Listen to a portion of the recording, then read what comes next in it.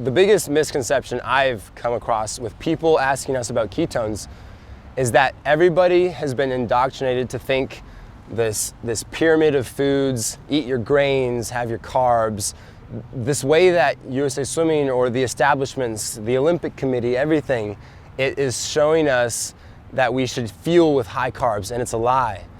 So being the family that we are in the swimming community, we obviously experimented with everything. We tried different drinks that were sugary or high carb or low carb, but not really, didn't have the sustenance we need, or high electrolytes and all these things.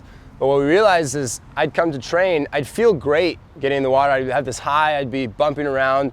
But once I got like halfway through the first set, my body started to crash. I started to burn. You'd feel this initial high, but you'd crash because of the spike in insulin. And I never really knew what this meant or how I could kind of combat it, because I never read the science in the journals like my parents did. But as I started taking real ketones, I realized that having these exogenous ketones in my body and then feeling the way that I do with low carb foods and high fats, I'm able to supplement and combat that, where I can still get that burst in energy but maintain it through an entire practice. So the first 4 weeks of the year, I was doing like $5,000 a session more than I ever was used to.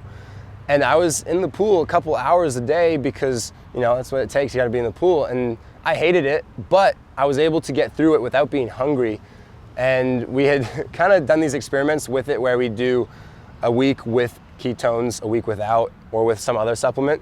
And man, the week with ketones was such a massive difference, because I was able to get to that third set of 30-50s and actually push hard through it instead of die and feel like this stomach cramp and ache in my body, which was huge for training because I had the confidence to go into a hard set knowing I can physically handle this. I had experienced other ketone products, but one, they tasted nasty.